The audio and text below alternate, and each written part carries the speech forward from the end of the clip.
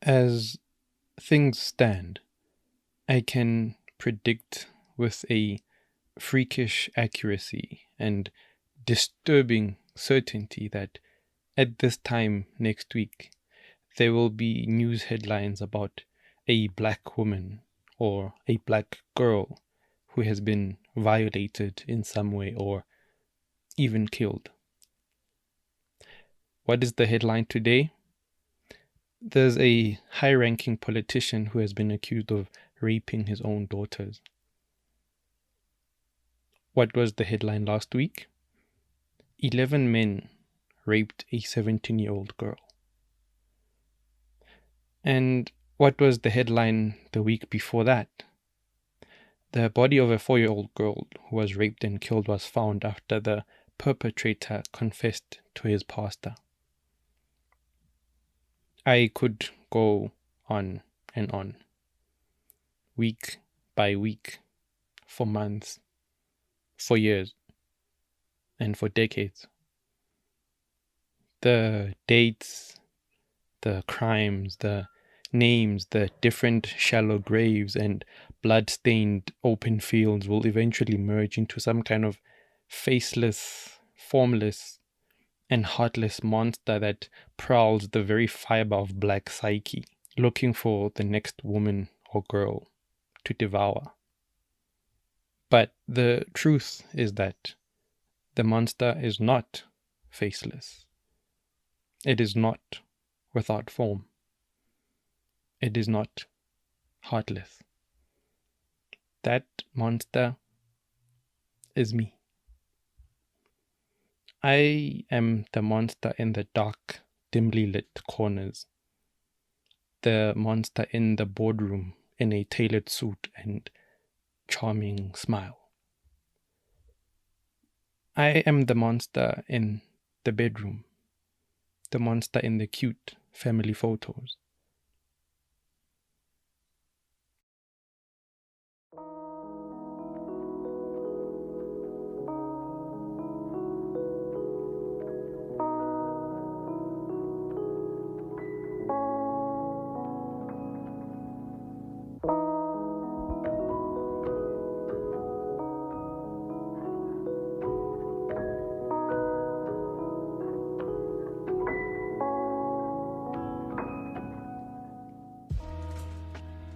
It is difficult as a black man in your quiet moments to not feel as though you are a ticking time bomb. Every kind of narrative around the black man seems to predict that I will someday hurt a black woman or child in some way, or that I already have. It seems as though this violation or this desire to violate is some kind of state of being. Gender-based violence is a topic that has been discussed in almost every possible way. But I've never heard about it from a spiritual perspective. And you'd almost think that the black man is spiritually absent too. Could that maybe be a part of the problem? I don't know, could that be it? That we are spiritually vacant? Is that possibly why we are so capable of such cruelty and inhumane acts and behaviors? This is such a complex issue that, to be honest, I don't even really know where to start. I'm suspecting that something might have happened during or just after colonization. During that move from the villages to the cities. Something between that time and right up until October 2020 has happened, and it keeps happening. Based on that assumption, I wonder if it's possible to retake that trip from emakhaya.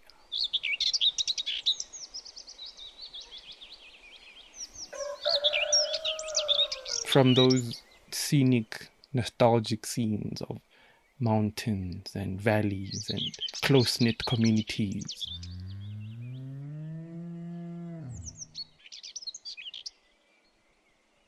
Maybe it was a trip that was taken during the labor migration on one of those old steam trains.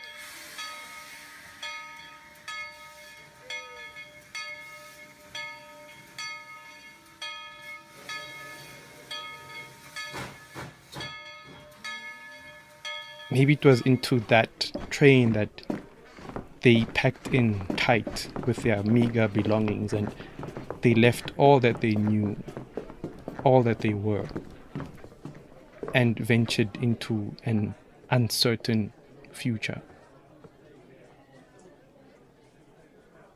Maybe between then and now, we can find what happened, what went wrong with the black man.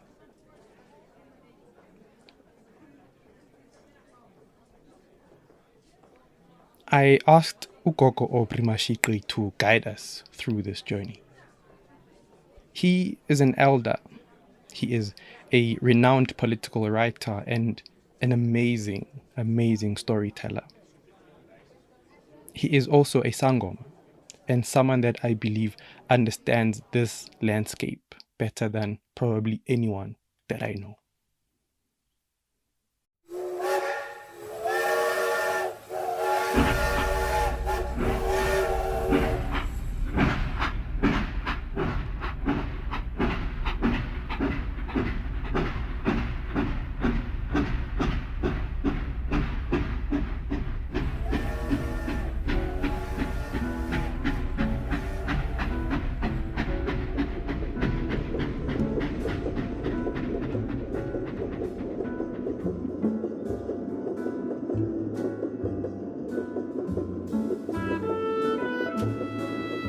Can sort of recap on some things because it is a very broad topic. So as I was explaining that I'm trying to trace the journey of the black man from almost pre-colonial times because I am working on an assumption, and it's purely an assumption because I don't have a record of a person's lived experience in that time. That I'm assuming that there was a time when the black man was at peace with himself. Yes. I'm assuming that there was such a time. And that the most significant shift in Southern Africa specifically happened during colonial times. And I'm trying to start from that period to get to now, to where it seems as if the black man has become more of a threat to society than anything else. So what I'm trying to understand is that, do you believe that there was a time that a black man was at peace in the Southern African context, considering the things that were happening? Like, and what did that peace look like? Well, there are many questions embedded in that question.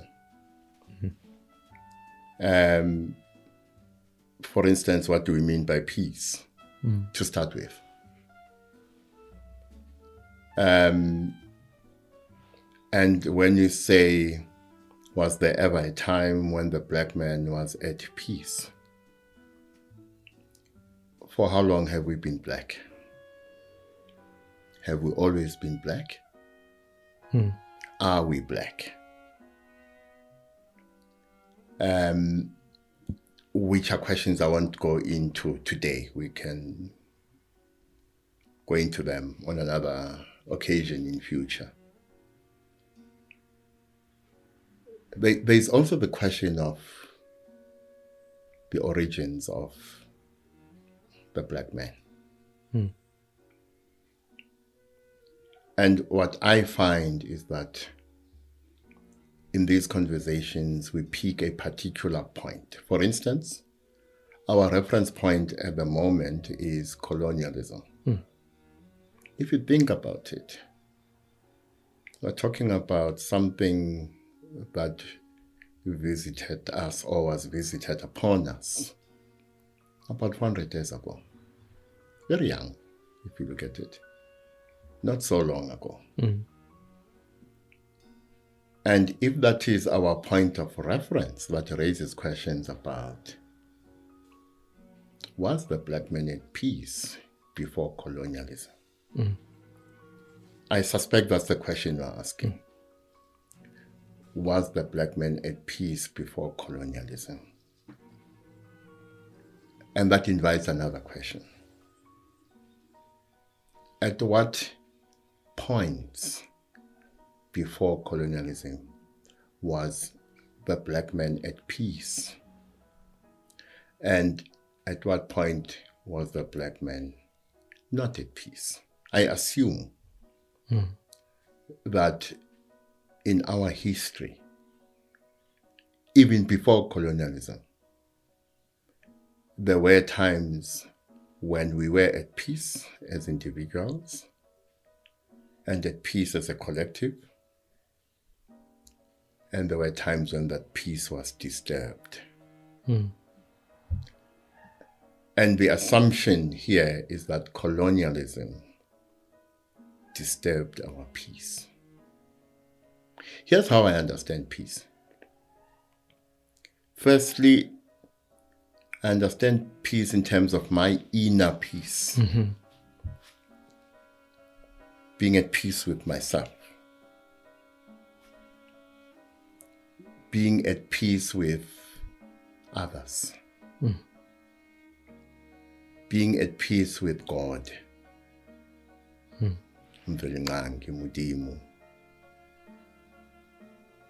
Being at peace with nature. Being at peace with the universe and that which lies beyond the universe. Being at peace with the divine, as I've said, and therefore being at peace with the ancestral. Being at peace with the spirits of my ancestors. That is my definition of harmony. And therefore, when we are not at peace, the question is, what are the things which disturb that peace? There is never a time, in my view, there is never a time when, as human beings, as humanity, we are completely at peace. Otherwise, we cannot grow, particularly in spiritual terms. And that growth is contingent on how we respond to those things which disturb the harmony or the peace I'm talking about. You know. So you go back to our origins. If you believe that humankind was born not far from where we are now, that South Africa is the cradle of humankind, then you must believe something else. And that is all 7 billion of us are therefore African. But that too invites questions about what is an African? When did we become African? And all of that. Did your ancestors 600 years ago know themselves as African? Did they know themselves as African 2,000 years ago? So it takes us to those questions too. So what happens with colonialism is that if you go back to Europe, let's say in the 16th century with the Enlightenment, with the advent of what we now know as Western modernity. Out of it is born a particular relationship between those who are black and those who are European, who are white. So attached to Western modernity is its darker side. And its darker side is coloniality, the logic of colonialism. Coloniality tells us that those who are not white, Europeans, are ontologically inferior. In other words, they are not human. And if they are not as human as those who are white and European. It also tells us that those who are not European, who are not white, are also epistemologically inferior. They lack the capacity for knowledge. They lack the capacity to create and produce knowledge because they're not human. And because they are not human, you can oppress them.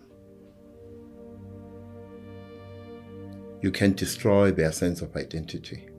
With no sense of guilt. Because you are not committing a sin. You're not doing anything wrong. Because they are not human. You can oppress them. You can visit coloniality, colonialism, apartheid, capitalism on them. Because they're not human. But even that is tragic. Because even that which is not human, let's assume for a moment the logic that those are not white and European are not human. Let's assume it is correct.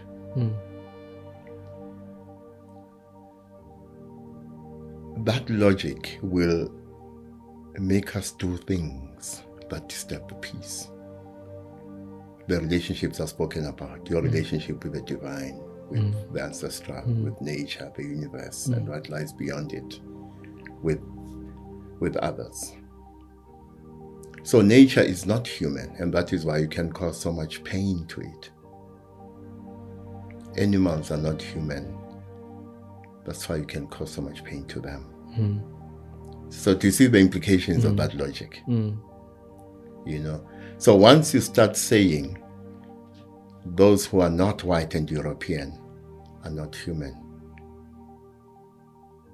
you are then ready to cross another line. You can visit upon anything that is not white and European, any form of pain. Because the issue is not that it is not human. The issue is that it is not white. So then that began the process of then dehumanizing black people according to what coloniality allowed. Yeah.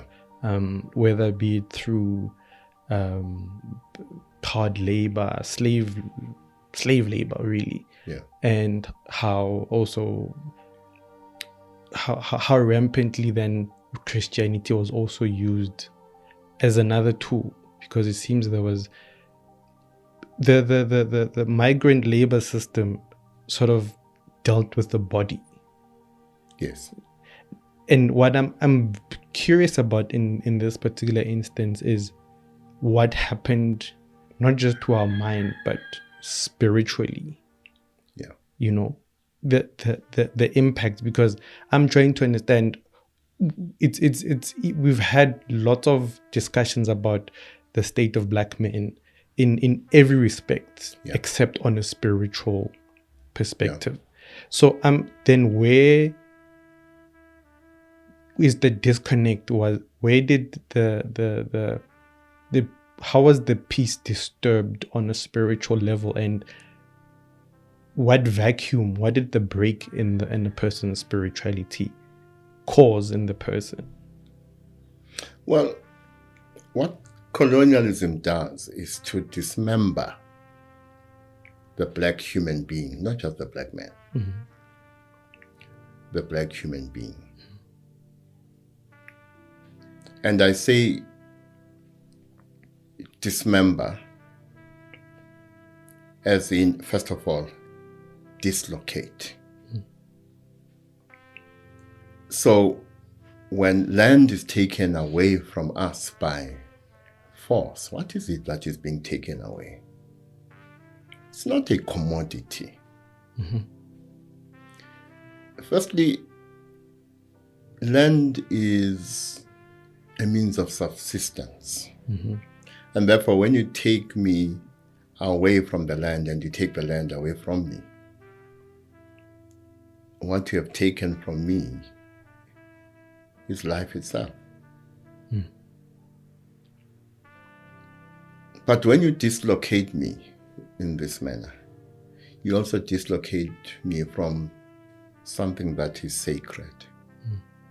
Because there is a spiritual connection between me and that land, amongst other things, for instance. That land connects me to my ancestors. And you dismember and dislocate me from that. And therefore, you dislocate me from my essence. And my essence is spiritual. So you dislocate me. So when black people are removed from the land, they are removed from their essence. They are removed from something that is sacred. They are removed from something of spiritual significance, and therefore they are being removed from themselves. I think you make a very important point in saying that the fact that we are not just dealing with the black man, we're dealing with black people as a whole. But now it is very necessary to ask in this particular instance that black women and black men experienced the impact of colonialism, apartheid, and all of those things. But it seems like black women handled it better than black men. Okay. That takes us to this. If we use the language of things that disturb the peace, colonialism, apartheid, capitalism, patriarchy, all of that. This is what is visited upon us. These four things and more which disturb the peace. Patriarchy is a system of oppression. Men oppressing women.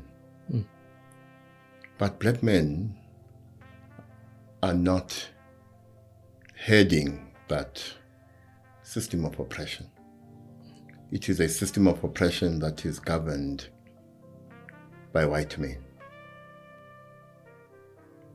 So if you look at it from the point of view of a woman, a black woman, who is a victim of patriarchy, she's a victim of the patriarchy of both black men and white men. But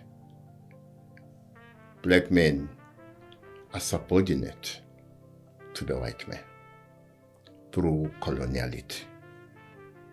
It reminds me of there's a saying that there's no worse master than the master who is a former slave. Exactly. Is that what explains the brutality? Well, black men are not former slaves. You see, that's the tragedy. If you look at our post-apartheid reality, for instance, it is a reality of neo-apartheid, neo-colonialism, and its logic, neo-coloniality. So we're not former slaves. We are still slaves. And we're slaves not only to coloniality or because of coloniality, we're slaves to capitalism. And we're slaves to many other things which have denuded us of our essence, particularly the spiritual. And so where you are right is that without sounding like we're making excuses for men, if you look, for instance, at the migrant labor system, and before you go, I'm going to show you a book on migrant labor. Maybe you should take it home and you can bring it back the day you finish it. It's a book on the migrant labor system. You look at the humiliation black men who came from the rural areas of our country to places like Joburg in search of work, who were hosed down to be cleaned. Things were put in their anus. And their testicles were prodded. They were treated like animals. So it was not enough that the system of capitalism removes them from the land to make them come and work in the mines and other centers of capitalism. But as they come here, before they go to those places of work, they lose their humanity and their manhood. So these hollow shells work in the factories and mines of capitalism. And maybe once a year, they go back home where there's an expectation that they will be fathers. They will be leaders in the home.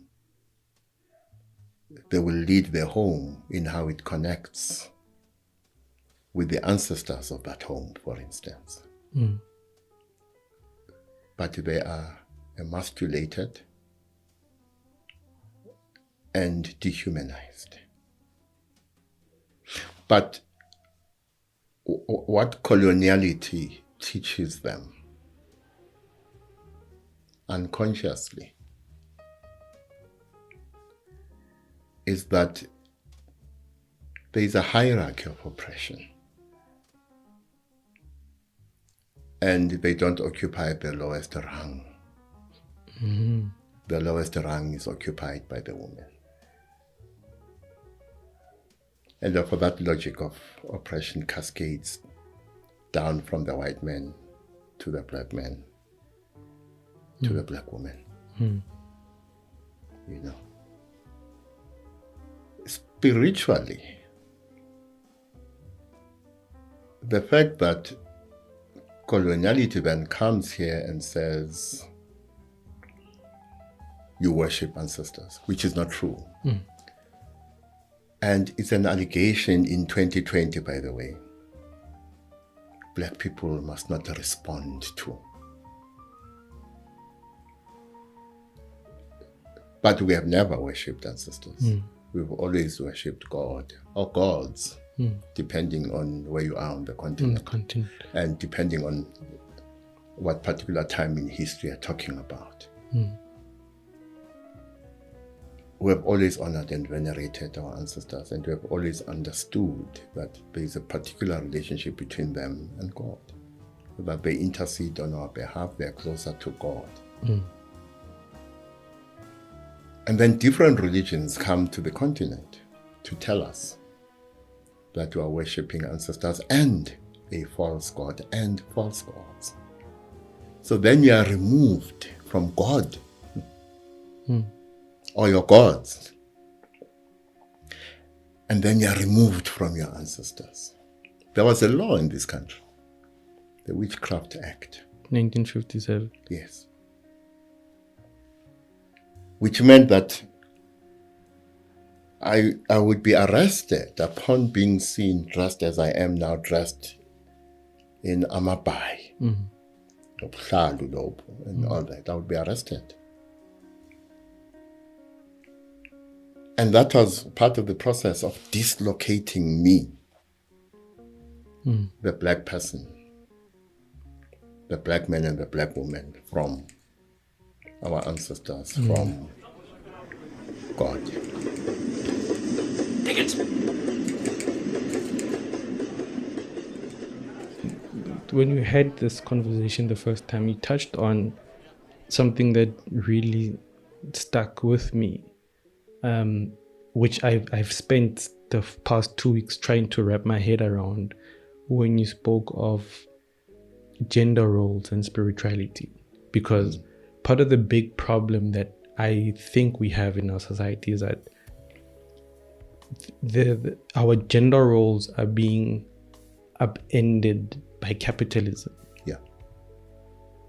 You know, the whole a man must provide. Yes. Men can't provide. Yeah. You know, there are no jobs. Yeah. I'm trying to understand then how, because you said that how we have actually constructed our society and its gender roles actually doesn't correlate with spirituality. In that it's not a mirror image, and that how masculinity in the spiritual sense and masculinity in the physical sense are not necessarily the same thing, you know, and we should re-look at it. And I think this is something I don't think most of us understand. Like, how does gender sort of correlate with spirituality? And in that, because you gave an example, like you are a male person, yet you are ugogo. Yes. And there are women who are healers who are called abomkhulu. Yes. Which shows that the gender roles are sort of more pragmatic. They were based on practicality of being on earth rather than the essence of it. I have been in conversation with Abogogo Nomkhulu about this issue for at least the past 4 years.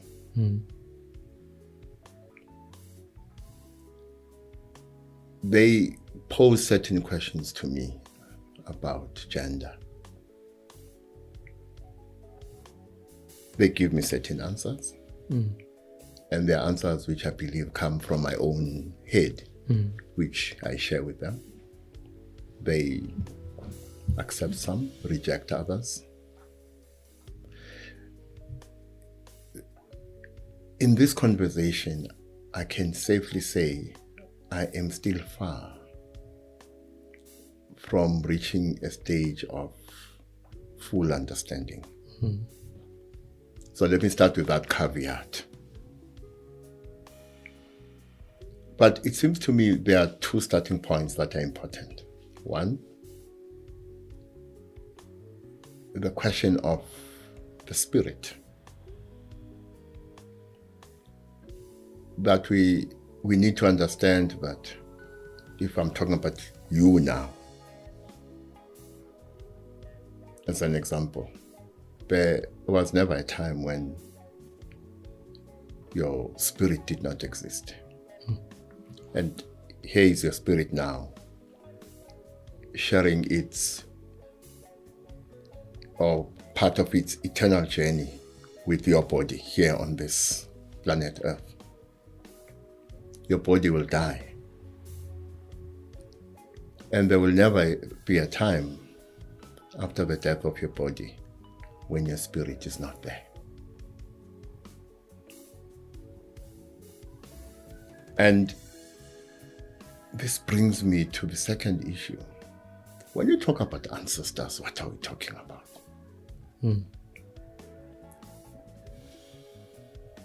Firstly, we're talking about a historical fact that there were people who were here before us. There were human beings who are our fathers, mothers, grandmothers, grandfathers, great-grandfathers, great-grandmothers, and so on, who were here before us. So when you talk about ancestors, we're talking about that historical fact. The second thing, we're talking about their spirits after the death of their bodies. So when you talk about Amatonga, Amadlozi, and so on, you are talking about those spirits. But if you go back to my first point, when I said there was never a time when your spirit was not there, and there will never be a time when your spirit is not there. We have to accept that even after that their bodies died, and their spirits continued to live, and we call them Amadlozi, Amatonga, we call them by many names. Those spirits were there before. They were these ancestors in human form as a historical fact who lived before us. So you see that relationship. So when they were here before us, they had conventions. They had ethics. They had a sense of morality about what is right, what is wrong, what needs to be done, what must not be done. As human beings. So that's the first thing you must accept. They were human beings. And if you accept that, you must accept that sometimes you make the mistake of ascribing to the spiritual world something we impose from the human world. You see? One of them is gender. So gender is socially constructed. And that construction creates other constructions, conventions about what a woman should look like, behave like, should do, what a man should look like, behave like, and should do, and therefore gender roles in the home, in the community, and in society in general. So, as you said, I'm a man, a Sangoma, who's Gogo,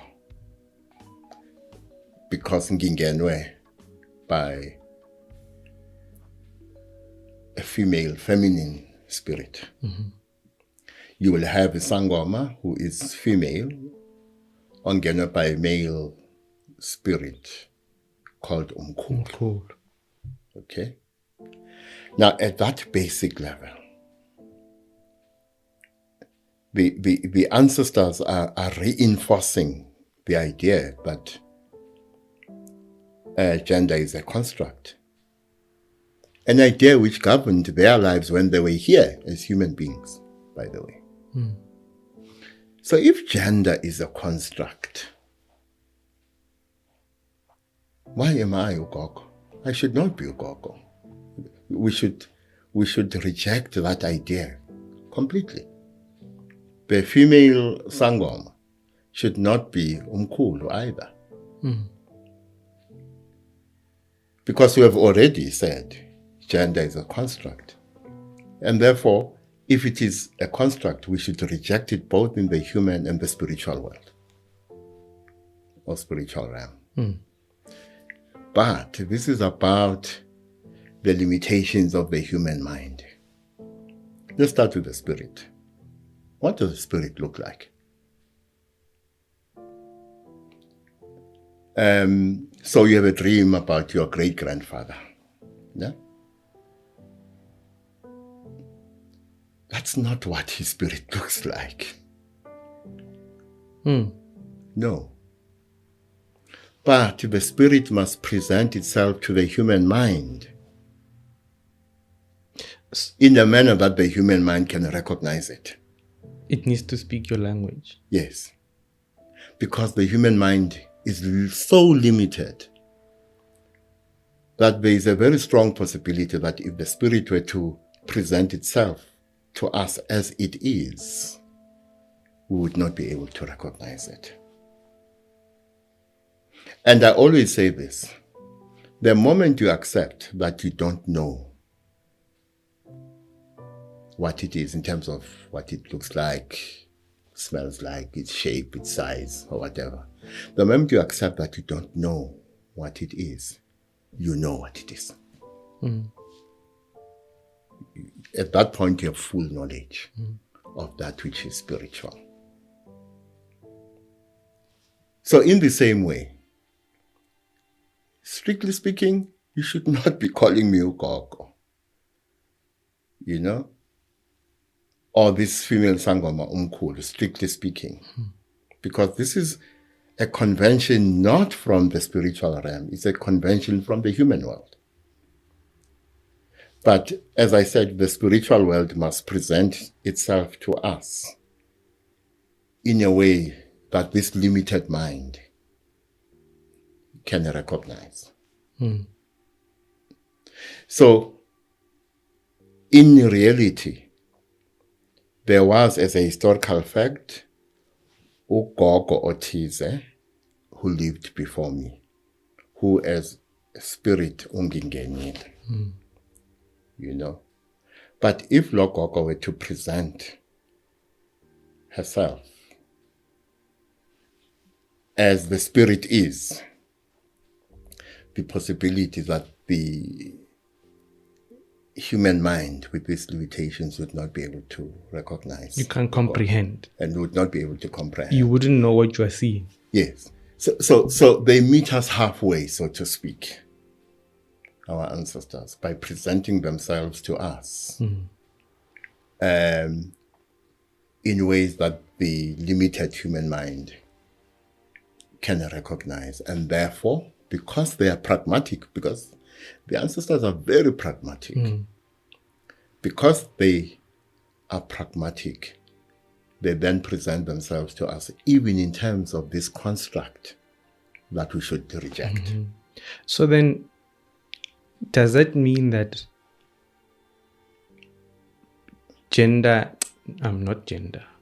masculinity and femininity also do not exist in my view? No, they do not exist. Is that the same as saying there are no men and women? I don't have another word for men and women. Is that the same as saying there are no different sexes? No, there are different sexes. Okay?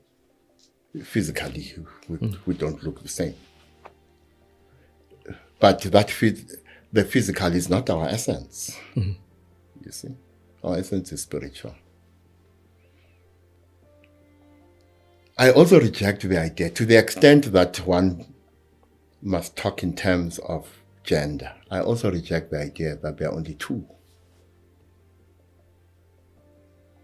Gender is a spectrum, as far as I'm concerned. And it has always been like that. Yes. Because I think we tend to think that these things came about, you know, the queer community came about in the last 5 years or something. And it's difficult it's almost blasphemy to ever have to tell a person that your grandfather was not as straight as you think he was. Well, you raise a point that even amongst us as Sangoma, as healers, is controversial, because you will hear people saying homosexuality is un-African. It's un-African to be gay. It's un-African to be a trans individual, to be a lesbian, you know. And then I say, I am willing to accept, by the way, that there is a time in history where there is a convention, a logic, whatever, amongst Africans, which says that to be gay is to be an African. to be lesbian is an African, to be trans is an African. I'm willing to accept that there's a time when there emerges such a logic, such a convention in African societies. And at that time, therefore, it's an African. But what we must accept is that that is a human convention, which has nothing to do with the spiritual realm, with the ancestors. Because it is not the ancestors who say it's an African. Ancestors as in spirit, who say to be gay, to be trans, to be lesbian is an African. It's not them who say that. That does not come from that side, to the extent that you can talk about science. It comes from this side, the human side. And some of them, when they were here with the human bodies, they shared their lives, believed in that, believed in the idea that to be trans, to be lesbian or gay is an African. But we must not confuse the matter. It is the human beings who were here before us who believe that, who we must not confuse with the spirits that continue on their eternal journey after the death of those bodies that believed that to be trans, to be gay, to be lesbian is an African. And therefore, in my view and in what I believe and in my own relationship with the ancestors, I am not persuaded that to be trans, to be gay, to be lesbian is an African, because that's not what they say to me. It actually brings in another perspective, in that part of what causes a lot of friction, or the reasoning behind a lot of the friction between men and women, and how certain things are worded or justified, is that it's culture or it's not culture. Yeah. And what I've struggled with in my own personal experience within my family when it comes to just normal amasiko, is that as several years ago, I came to the realization that my family, in particular my uncles, have no understanding of spirituality, but they are firm on culture. Yes. And they are they're firm on rituals. They're firm on rituals. They're firm, and what they believe. Because I had a conversation with them when they said that we need to have umsebenzi, And with the little that I know about Ilos, I asked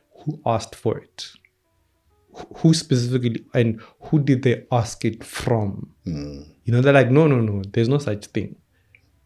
I decided that we're going to do this for, Amadlos. And I'm like, but that makes no sense.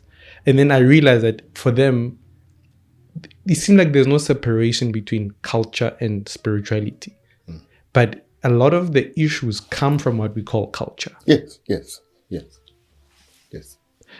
So what I'm sort of seeing is that if we are to get to a better spiritual self or spiritual well-being, we actually need to deconstruct a lot of culture. And that is why, my starting point on this part of the conversation was to distinguish between ancestors as a historical fact, the human beings were here before us, who constructed cultures. But we must accept that at the same time as they were here as human beings, they constructed cultures, had their own conventions. But at the same time, they were connected to their ancestors, who then informed aspects of what they did as the human beings who were here. So when, as you say, an uncle says we must slaughter,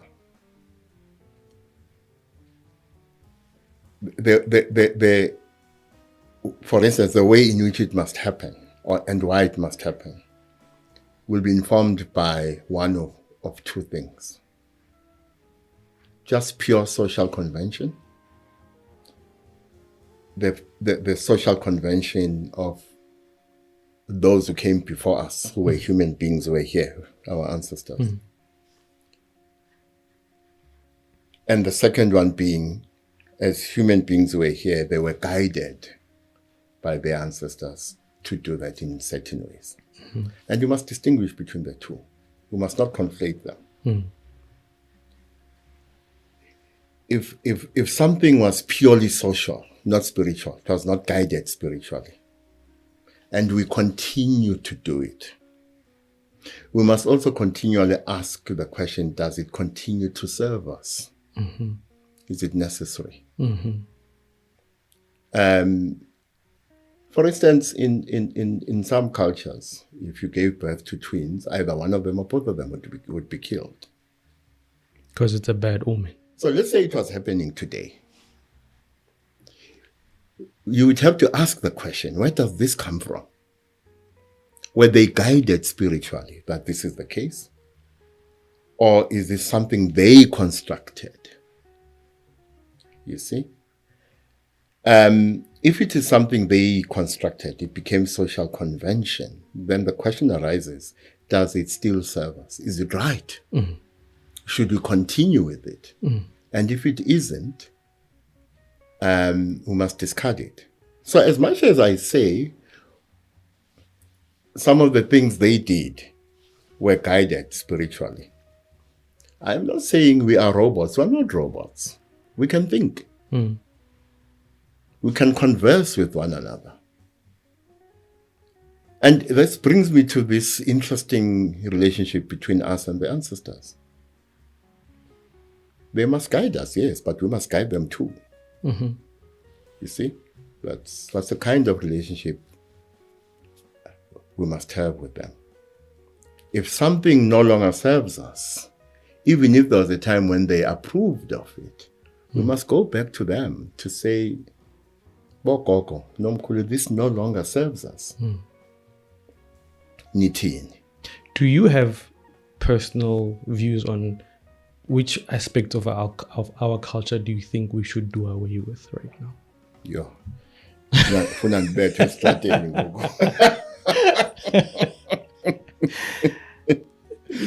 Must start umoluko. Okay? As a Xhosa man. I accept that as a Xhosa man, kufuneka ndolukile. Circumcision. Going to the mountain, yes. Yeah. Because it's not just about the physical act of cutting off injwabo. The time I spend in Durban is about teaching me about my position in society and my responsibility in society. Is about teaching me about my relationship with the divine, about my relationship with the ancestors, and therefore what is expected of me. So that is important. It must continue. But whether you use a pair of scissors, a spear, or a knife, for me is neither here nor there. So we have endless debate sometimes about where the actual surgery must happen and what instruments must be used to perform it. And not enough about the essence of this rite of passage. That it must help you understand your position in society, and therefore in that society what your relationship should be with others, men and women, which means part of the training I must get while in Sentabin must be about how do I relate with other human beings? How do I relate with women, for instance? And therefore, Emampondweni, for instance, there's a crisis if it is not over yet. Remember, there was a time when in parts of Emampondweni, the umoluko had stopped. Okay? And then it comes back, but it comes back in quite a perverse way. It comes back because these boys, young men, want to be men. And they must become men through this rite of passage, yomoluko. But it's not because they want to understand what it means to be a man, what it means to be human. And therefore your relationships with others, with nature, with the universe, with the divine and the ancestral. No. It's because apparently, what must happen here. And what he needs to invoke, he doesn't have yet. So he needs to go to Entabeni so that when he comes back, he can say, Ngumfazi ndindoda. A process that misses the point completely. So there's an extent to which Umoluko, as a rite of passage, has become vulgarized and commodified and misses the point about what it is about. So it is the extent to which, for instance, it is vulgarized, it is commodified, that there must be adjustments. And also we must have real conversations about Umoluko. Not nonsensical debates about whether you should use a spear or a knife or some other surgical instrument and where it should happen. In terms of that, because how you're putting it is how that young man can't evoke those powers in the home. And I think it brings up a very important and crucial point in that a lot of the time, the reason that young man feels like he can or he should do that is because there is no guidance from a father figure. Exactly. And now what I also want to understand is that, is there a spirituality to fatherhood? Well, before we come to that, so this young man who wants to go into Entabeni so that he can come back and say to his mother, Ungumfazi ndindoda, and therefore khale sami isicathulo la. That's so informed by a toxic understanding of what manhood is. Informed by, amongst others, toxic masculinity, which has attached itself to what it pretends is cultural, when it is the vulgarization of that which is cultural. I do believe that if you go back to our starting point, that our essence is spiritual, that must inform everything about us, both men and women. And that is why I don't accept the idea of African religions. I don't believe Africans had religions. I do believe they were spiritual. And for me, that means there is no separation of life from the spiritual. So it's not like I'm spiritual on Sunday, Monday to Saturday, I'm Aubrey. And for 1 hour or so, I'm spiritual, or I'm spiritual on Friday. So the idea, for instance, of Islam, that Islam is a way of life, that's how I understand spirituality, that it's a way of life. There's no separation between life and spirituality. And it must inform everything I think, everything I say, and everything I do, my relations with others, with nature, and so on. And therefore, it must inform my understanding of manhood. You can't separate manhood from spirituality. You can't separate being a woman from spirituality. You can't separate being human from spirituality. You can't separate the two. Now, but the spirituality today must inform us in a particular context. It is in a context where we are lost. It is in a context where we have become dismembered and removed from that which is good in us and about us. And what would you say needs to happen for us to remember ourselves, to put ourselves back together, especially as men? What do you think would need or does need to happen? Many things need to happen, as I am sure you appreciate. But let me be narrow, because we don't have all the time in the world. One of the things that need to happen is for us to have a growing appreciation for the fact that the womb is a sacred space. Is it not interesting that women have a womb, men don't? But both men and women come from the womb. Is that not interesting? It has implications. So both of us, men and women, come from this sacred space, the womb.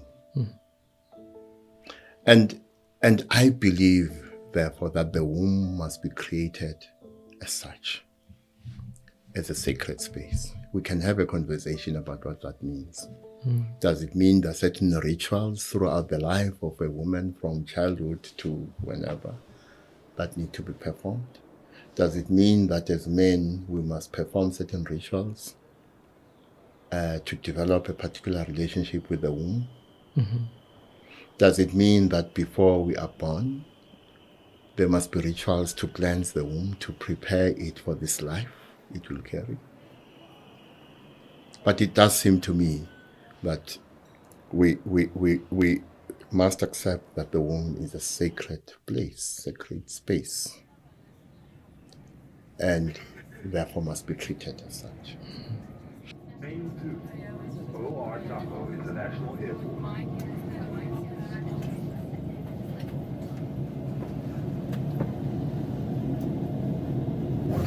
Attention please. All passengers, please leave the train.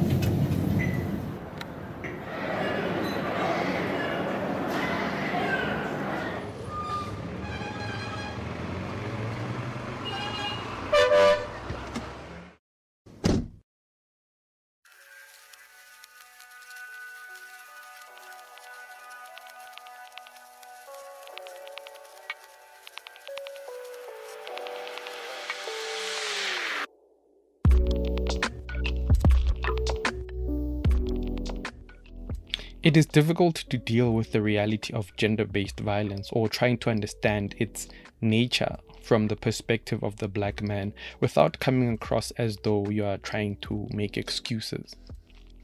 But the truth is not neat and tidy, and the truth does not pick sides. Gogo said so much. He said so much, and I think it will take me a long time to process all the different layers of what he spoke about. Personally, I think much of our dysfunction stems from broken fatherhood. This is because it is from your father that you learn how to relate to yourself as a man. It is from your father that you learn how to relate to the world.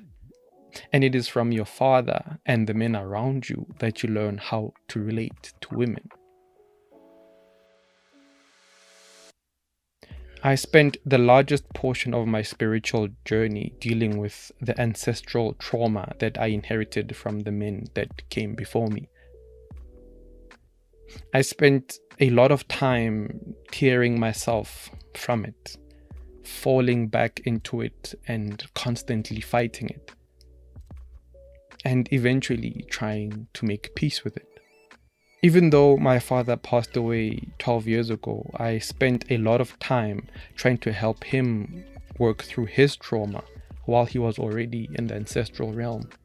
If you dig deep into your spiritual path, you will probably find that you have to do the same for quite a long time. Gents, bafowethu, stop running.